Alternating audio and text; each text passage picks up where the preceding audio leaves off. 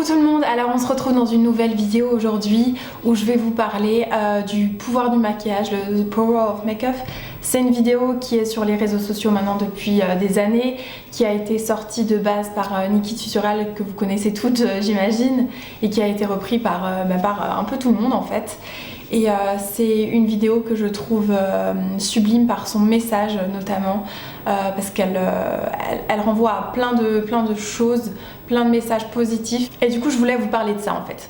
Parce que au-delà du fait que le maquillage ait ce pouvoir de transformer un visage, c'est un art pour moi.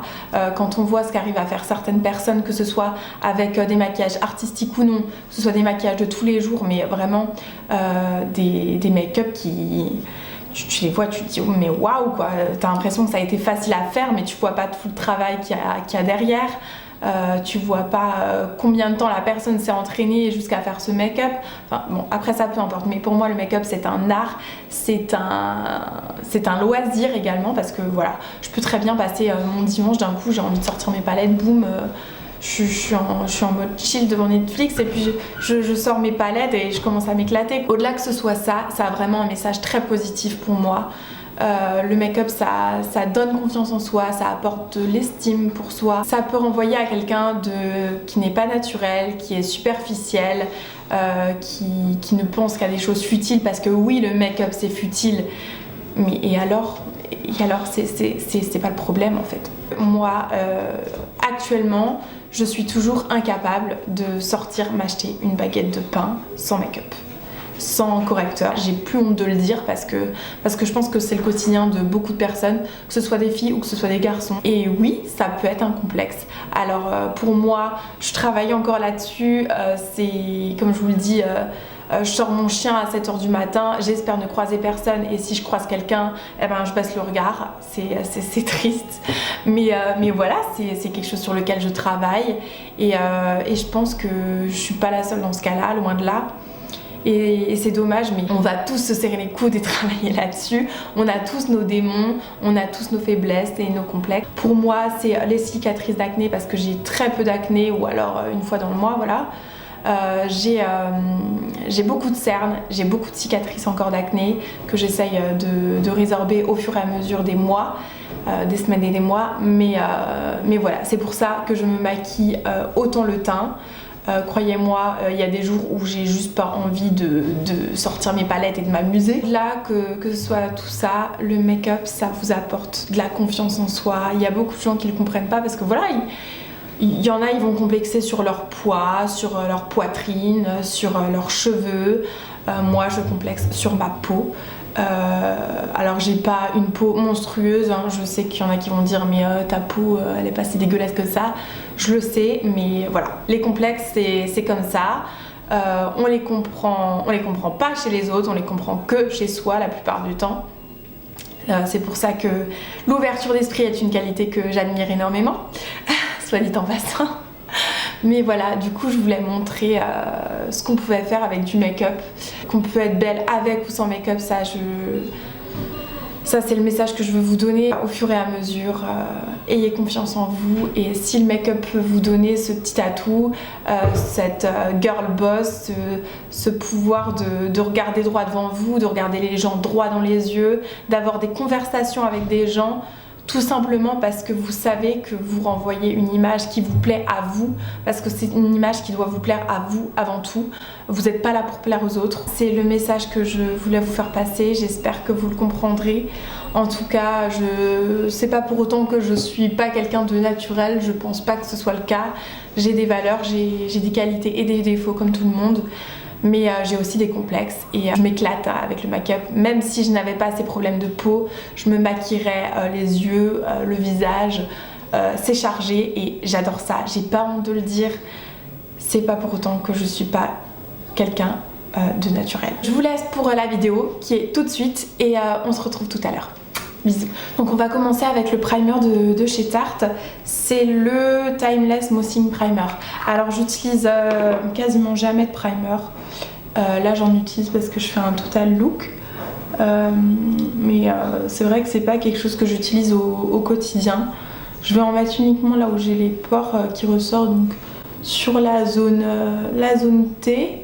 on passe au fond de teint. Donc je vais utiliser un fond de teint de chez NARS, c'est le Radiant Longwear. Je prends un pinceau de chez Zoeva.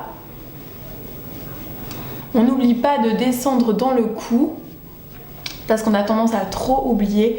Combien de fois je vois des personnes qui ont pas de fond de teint dans le cou, et ça fait, alors même si on essaye de se rapprocher de la couleur de son fond de teint, on a forcément une petite différence de teinte, et du coup pour pas avoir de démarcation, il faut descendre vraiment dans le cou, bien faire les oreilles, et voilà. Ensuite on va passer à l'anti-cerne. Du coup pour l'anti-cerne j'utilise un de chez Tarte, c'est le Shade Tape. Je l'ai en teinte light medium. Donc j'en utilise assez généreusement quand même. J'utilise un pinceau de chez Sigma, c'est le F86. Et du coup je viens fondre tout ça dans le fond de teint, en tapotant, en étirant un peu la matière si besoin. Le but c'est vraiment pas de déplacer, puis c'est d'apporter quand même un maximum de couvrance. Alors on peut voir que j'ai encore des cicatrices qui peuvent être apparentes. Alors là je vais prendre pour ça mon correcteur de chez NARS, du coup en teinte Custard. Une fois que j'ai appliqué, pareil, je viens tapoter. Maintenant je vais utiliser ma poudre de chez Bella Pierre, c'est la Banana Powder. Et pour la matière qui me reste, je vais poudrer le reste du visage. J'oublie pas de bien poudrer ma mâchoire, ma paupière, pour qu'après les fards que je vais utiliser puissent bien se mélanger, surtout la zone T, parce que c'est là que j'ai tendance à plus briller. Je vais utiliser le bronzer de chez Anastasia Beverly Hills en teinte Saddle.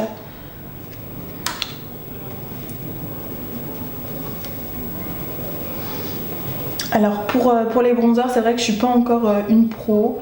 Je fais pas ça en 2 minutes, j'ai besoin de beaucoup de temps pour travailler la matière, la réchauffer, la fondre dans la peau. Après c'est vrai qu'avec un bronzer de chez Anastasia, c'est vraiment facile je trouve d'estomper. J'en applique aussi sur les tempes, le haut du front.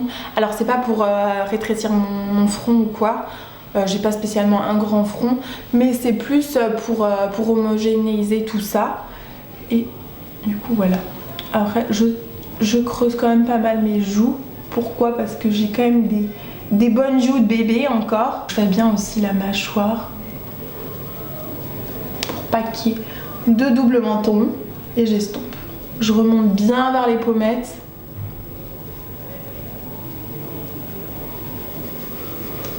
Voilà. Du coup je prends mon blush, le Orgasm, et je viens en appliquer sur la pommette, sur le bombé de ma pommette.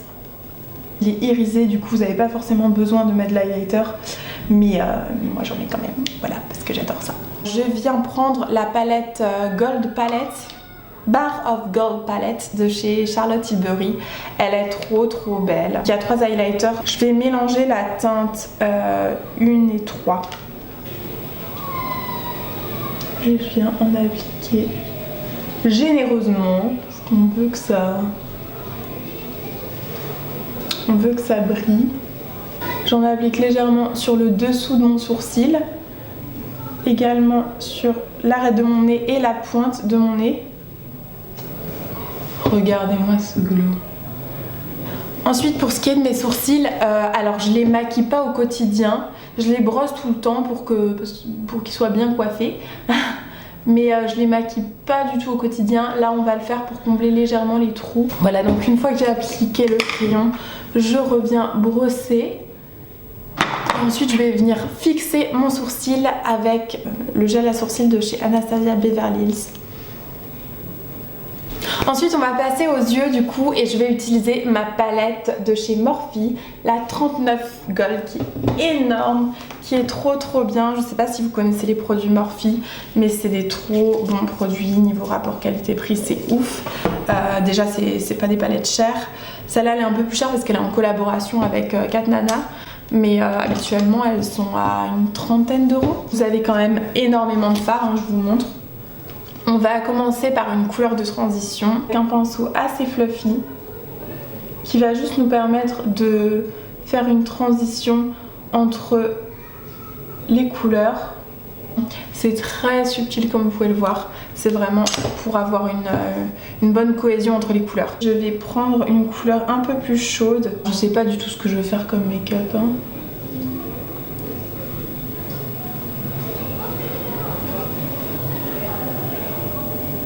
Donc le secret, c'est de vraiment toujours bien estomper. On estompe toujours et toujours. Il faut être bien patient. Voilà, donc une fois qu'on a bien estompé, on va pouvoir s'attaquer à l'étape suivante, c'est de creuser son creux de paupière. Alors j'utilise un pinceau encore plus précis et je vais utiliser une couleur qui est marronnée, mais quand même qui tire vers le rouge. Si vous avez le creux de paupière qui est trop bas par rapport à votre paupière mobile, n'hésitez pas à le remonter. Moi je le remonte légèrement.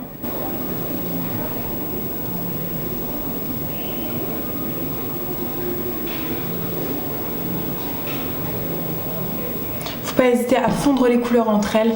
Alors comme vous voyez, là j'ai creusé, j'ai étiré la matière vers l'extérieur pour vraiment pouvoir étirer le regard. Maintenant je vais faire ce qu'on appelle un cut crease. Donc je vais utiliser un paint pot de chez MAC. Je vais venir vraiment faire du propre sous le creux de paupière que j'ai creusé pour pouvoir après appliquer des matières beaucoup plus intenses. J'ai vraiment fait un coup de propre au niveau de ma paupière mobile.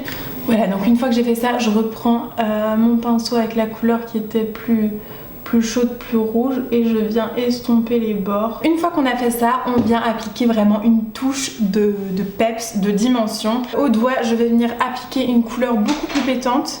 Je vais appliquer un rose. Alors faut aimer, hein, on est d'accord? Voilà, donc on en est là pour le make-up. Alors c'est quelque chose de très coloré, très étiré. Ensuite on va venir prendre un crayon de chez Marc Jacob. C'est le Glam Jam. Donc je vais l'utiliser en muqueuse inférieure. Ensuite je vais venir prendre un pinceau beaucoup plus précis pour faire mon ras de cils inférieur. Et je vais venir déposer la matière. Donc on en est là pour ce make-up. Je vais venir appliquer du coup du mascara. Alors je vais prendre le Marc Jacob. J'ai le primer de chez Marc Jacob que je finis d'utiliser, que j'aime pas du tout. Enfin c'est pas que je l'aime pas, c'est que je vois aucune différence. Je viens prendre le mascara par contre que lui j'adore, qui est un de mes chouchous avec un autre de chez Aiko. J'en ai mis légèrement au ras de cils inférieur également. Et maintenant je vais passer aux lèvres. Du coup pour les lèvres je vais utiliser le demi-mat de chez Huda Beauty en teinte Shiro.